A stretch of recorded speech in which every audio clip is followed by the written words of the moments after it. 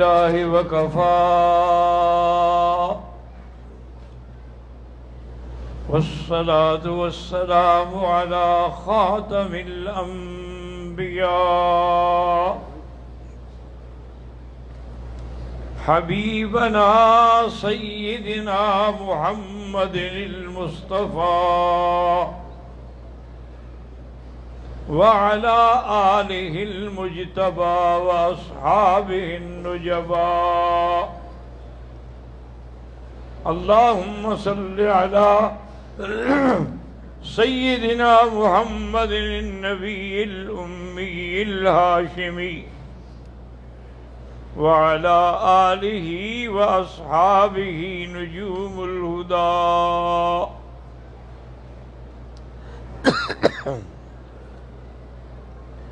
أما بعد فقد قال الله تبارك وتعالى في القرآن المجيد والفرقان الحميد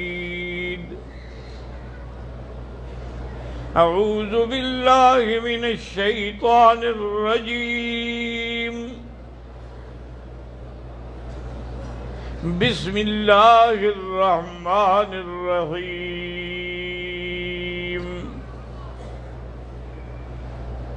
يا أيها الذين آمنوا توبوا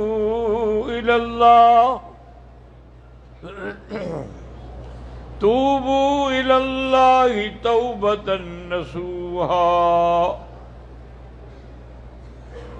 عسى ربكم أن يكفر عنكم سيئاتكم ويدخلكم جنات تجري من تحتها الأنهار وقال في مقام آخر وعلى الثلاثة الذين خلفوا حتى إذا ضاقت عليهم الأرض بما رحبت وظنوا أنفسهم أن لا مجيء إليه ثم تاب الله عليهم ليتوبوا إن الله هو التواب الرحيم صدق الله العلي العظيم وصدق رسوله النبي الكريم ونحن على ذلك لمن الشاهدين ومن الشاكرين والحمد لله رب العالمين رب اشرح لي صدري ويسر لي أمري واحلل عقدة من لساني يفقهوا قولي سبحانك لا علم لنا إلا ما علمتنا إنك أنت العليم الحكيم برادران اسلام، میں نے کل بھی توبہ کے موضوع پہ کچھ عرض کیا تھا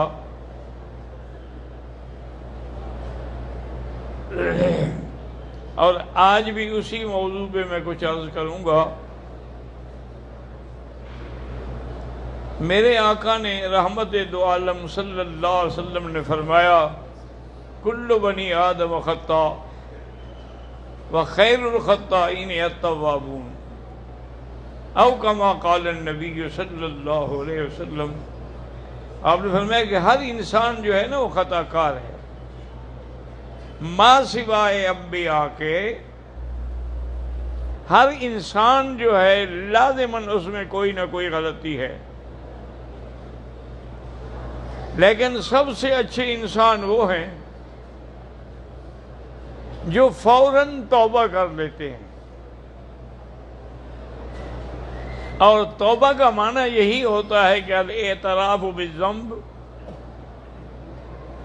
والاقلاع عن الذنب، کہ اپنے گناہ کا اقرار کرے اور اس جگہ کو چھوڑ دے، والعزم علی ان لا یعود،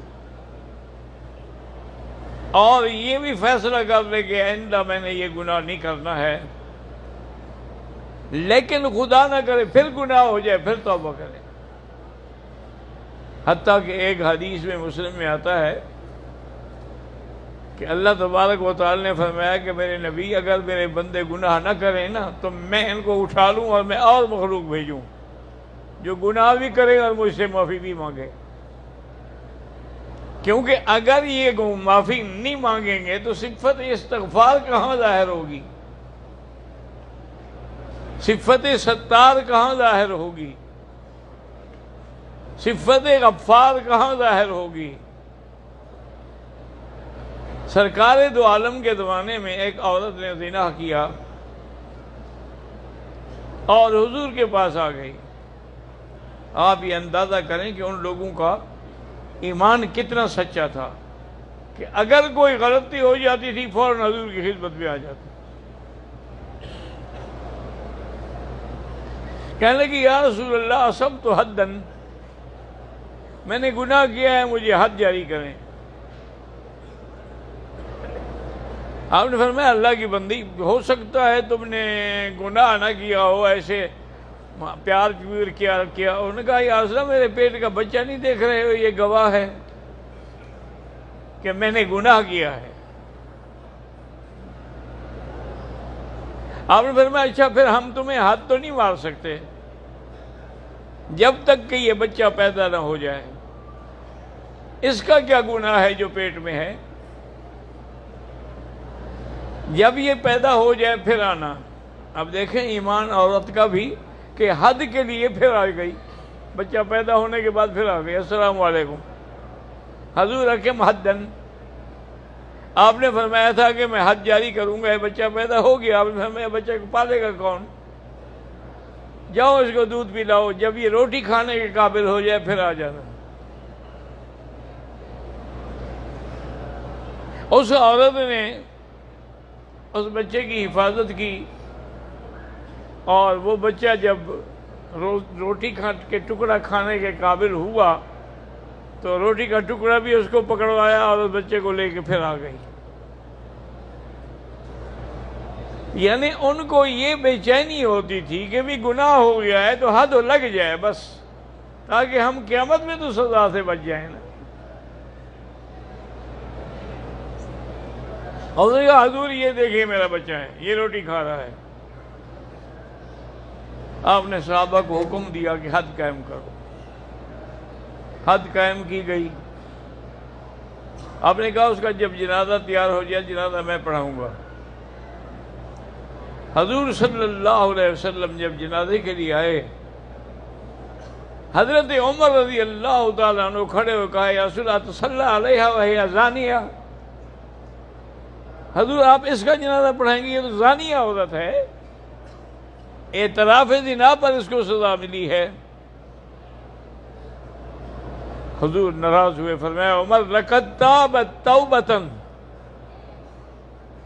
لو قسمت علی اہل المدینۃ لوسعتہم، اس نے ایسی توبہ کی ہے اور اللہ نے اس کی توبہ بھی ایسے قبول کی ہے کہ اگر سارے مدینے کے گناہ گاروں پر تقسیم کروں تو سب کو کافی ہو جائے۔ اصل بات پھر وہی ہے کہ توبہ توبہ کا نام نہیں ہے، توبہ دل سے بھی نکلتی ہے۔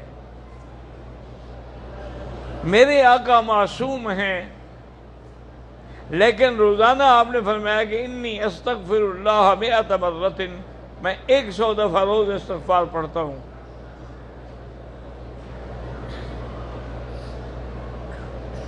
اور بعض صحابہ کہتے ہیں کہ ہم حضور کے پاس بیٹھے ہوتے تو ہم گن رہے ہوتے تھے تو حضور 100 دفعہ کم سے کم پڑھتے تھے۔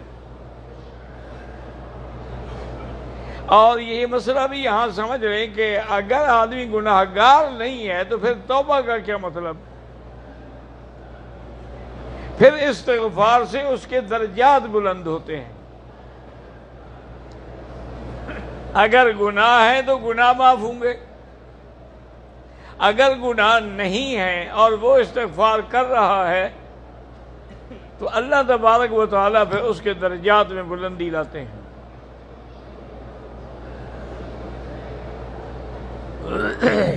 اور وہ دوسری آیت جو میں نے عرض کی تھی وہ 3 صحابہ کا واقعہ ہے جو احادیث کی کتابوں میں موجود ہے، قرآن میں بھی موجود ہے۔ ان میں ایک کعب بن مالک تھے، ایک ہلال بن امیہ تھے، ایک ربیع بن مرارہ تھے۔ یہ 3 صحابہ تھے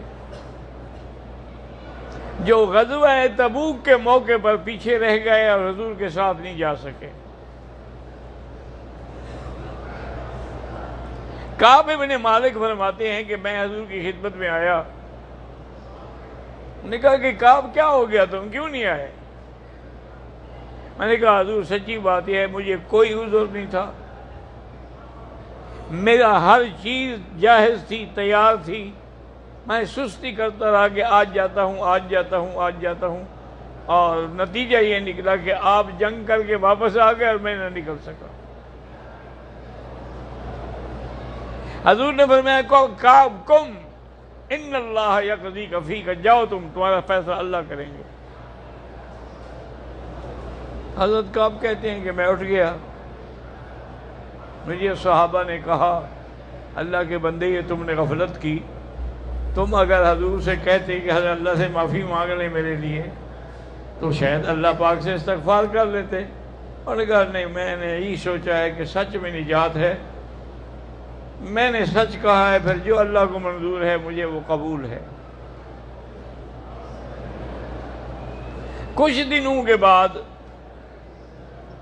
حضور کا پیغام پہنچا کہ تم اپنی بیوی کو الگ کر دو، اس کو اس کے سسرال میں بھیج دو۔ میں نے پوچھا کہ حضور طلاق دے دوں اس آدمی کے ذریعے؟ آپ نے کہا کہ نہیں طلاق نہیں ہے، لیکن اس کو اس کے ماں باپ کے گھر بھیج دو، اب بولنا چالنا اس کا بھی تمہارے ساتھ بند۔ صحابہ کا تو پہلے ہی بند تھا۔ فرماتے ہیں کہ میرے لیے بڑی امتحان کی بات تھی۔ ابو قتادہ میرے چچا زاد بھائی تھے اور مجھ سے بڑا پیار بھی بڑا کرتے تھے۔ وہ کہتے ہیں کہ میں نے سوچا کہ اس کے پاس جاؤں، ہو سکتا ہے کہ وہ میری بات کا کوئی جواب دے۔ کہتے ہیں میں گیا، میں نے سلام کیا، واللہ ما رد علیہ السلام، خدا کی قسم اس نے بھی مجھے جواب نہیں دیا۔ میں حضور کی مسجد میں آتا نماز پڑھنے کے لیے، چرا کے آنکھیں دیکھتا کہ حضور مجھے دیکھ رہے ہیں تو حضور نہیں دیکھ سکتے۔ میں سلام زور سے کہتا اور پھر دیکھتا حل حرک شفتیہ، کیا حضور کے ہونٹ ہلے ہیں مجھے جواب دینے کے لیے؟ واللہ ما حرک، نہیں ہلے۔ کہتے ہیں میں مایوس ہو کر واپس آ رہا تھا کہ راستے میں مجھے غسان بادشاہ کا خط ملا۔ اس نے خط میں لکھا کہ ہمیں پتہ لگا ہے کہ کعب تمہارے ساتھی نے تمہارے ساتھ بڑی زیادتی کی ہے، بول چال بند ہے، تمہارے ساتھ تمہارے گھر والے بھی نہیں رہ سکتے ہیں، تم یہ خط پڑھ کے فوراً چلے آؤ، ہم تمہیں عزت دیں گے، وقار دیں گے، عہدہ دیں گے۔ کہتے میں نے ادھر ادھر دیکھا، تنور جل رہا تھا، میں نے پھاڑا کاغذ کو تنور میں ڈالا اور اس قاصد کو کہا کہ جا کے غسان کو کہہ دینا کہ تیرے خط کا یہ جواب ہے۔ کہتے ہیں کہ پھر میں ایک دن صبح کی نماز کے بعد واپس آیا اور اپنے گھر کی چھت پہ بیٹھا تھا اور رو رہا تھا۔ وہ کہتے ہیں کہ میں رو اس لیے رہا تھا کہ اگر انہی دنوں میں مجھ پہ موت آ گئی تو حضور تو میرا جنازہ نہیں پڑھائیں گے، پھر میرا کیا ہوگا؟ جب آپ بات نہیں کرتے تو جنازہ کہاں میرا پڑھائیں گے؟ وہ کہتے ہیں کہ 2-3 دن اور گزرے، میری عادت تھی کہ میں نماز پڑھ کے آتا، اپنے گھر کی چھت پہ بیٹھ کے تلاوت کرتا تھا قرآن کی۔ جبل صدا سے آواز آئی، ابشر یا کعب، کعب تمہیں مبارک ہو۔ میں خوش ہو گیا، سجدے میں گر گیا۔ میں نے کہا الحمدللہ خیر ہو گئی۔ تھوڑی دیر گزری کہ میرا ایک ساتھی گھوڑے پہ سوار آیا اور نے کہا کہ کعب تمہیں مبارک ہو، تمہاری توبہ قبول ہو گئی۔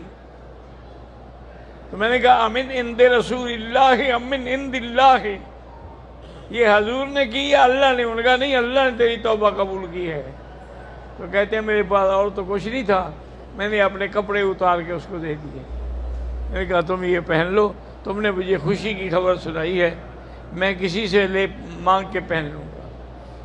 کہتے ہیں میں حضور کی خدمت میں آیا، حضور نے میری طرف دیکھا، فتبسم رسول اللہ، حضور مسکرا رہے، یبرق وجہہ، آپ کا چہرہ چمک رہا تھا، اور کہا کہ ابشر ابشر یا کعب،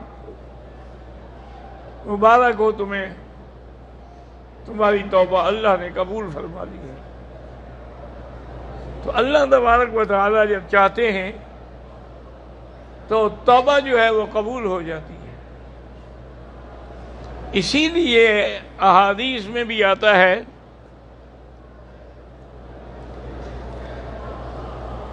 کہ حضرت سیدنا حمزہ رضی اللہ تعالی عنہ کا قاتل وحشی، جس نے اتنا نعوذ باللہ بے دردی سے قتل کیا کہ قتل کرنے کے بعد آپ کے اندر کے سارے پرزے بھی نکال دیے،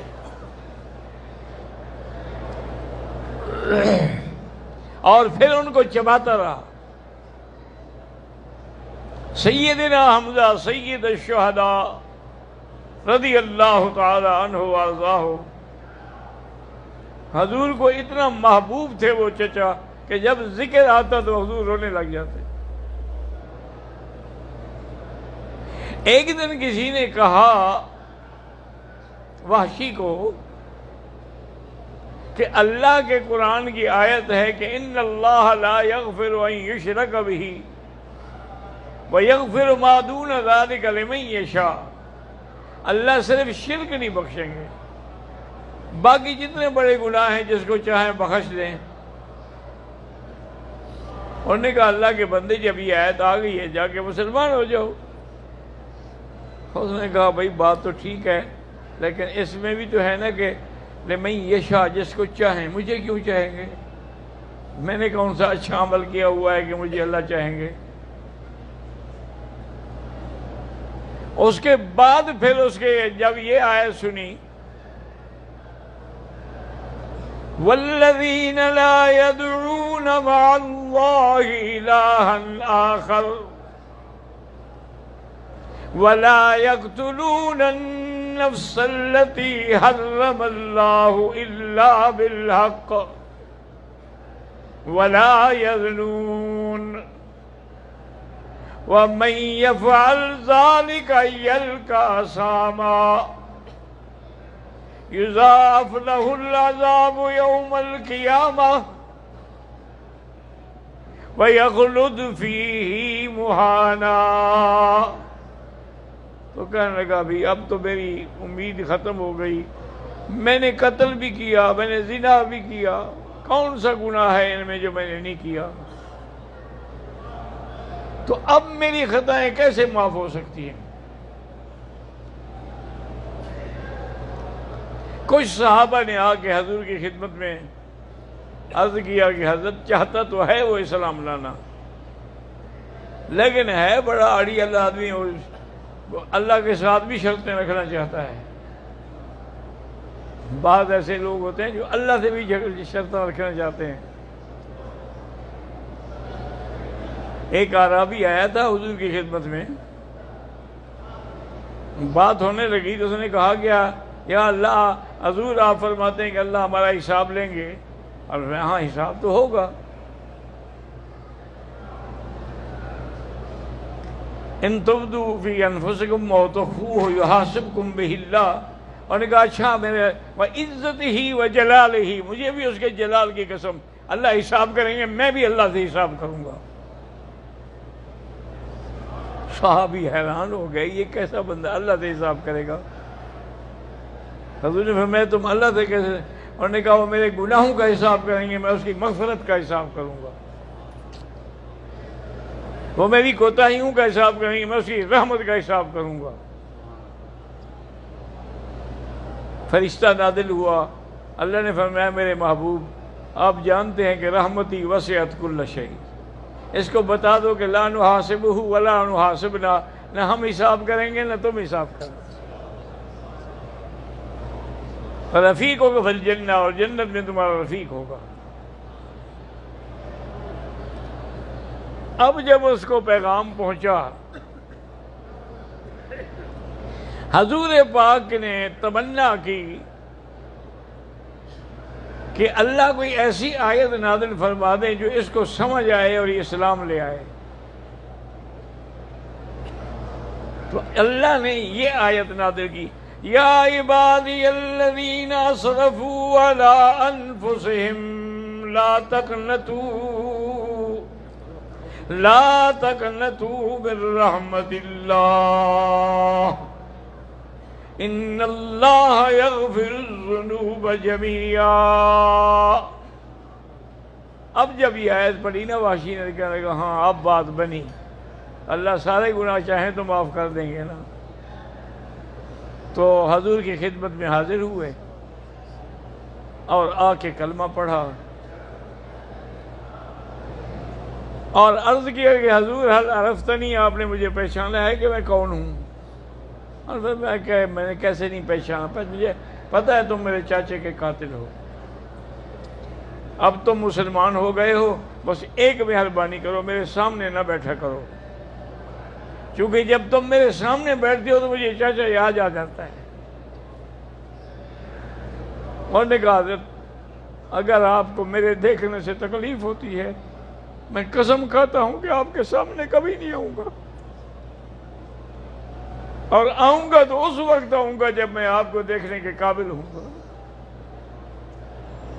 صحابہ کہتے ہیں حضرت سیدنا ابی بکر صدیق رضی اللہ عنہ کا دور خلافت تھا، اور حضرت اسامہ کو حضور نے جنگ کے لیے بھیجا تھا مسیلمہ کے خلاف، مسیلمۃ الکذاب جس نے جھوٹی نبوت کا دعویٰ کیا تھا۔ اب لڑائی زوروں پر تھی، دونوں طرف سے فوجیں صف آرا تھیں۔ صحابہ کہتے ہیں کہ ہم نے دیکھا کہ دور سے ایک آدمی گھوڑے پہ ایسے آ رہا ہے جیسے گھوڑا اڑ رہا ہو، چل نہ رہا ہو، اور اس نے ڈاٹھا باندھا ہوا ہے۔ کہتے ہیں بس ابھی ہم یہ باتیں کر رہے تھے کہ کون ہے کون ہے کون ہے، کہ اس کی تلوار پڑی مسلمہ پہ، ٹکڑے کر دیے دو، اور ڈاٹھا کھولا اور کہا فزت ورب الکعبہ، یا اللہ میں کامیاب ہو گیا، میں نے کفر کے زمانے میں تیرے مدنی کے چاچے کو قتل کیا تھا، اور آج اسلام کے زمانے میں میں نے محمد مدنی کے دشمن کو قتل کیا، اب میں حضور کے سامنے جانے کے قابل ہوں۔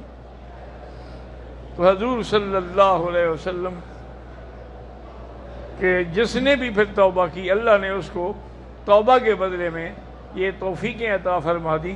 اور یہ بھی حدیث میں آتا ہے کہ اللہ فرماتے ہیں کہ اگر تمہارے گناہ آسمان تک پہنچ جائیں پھر تم توبہ کرو تو میں بخشنے کے لیے تیار ہوں۔ دعا کریں اللہ ہم سب کو توبہ کی توفیق دے۔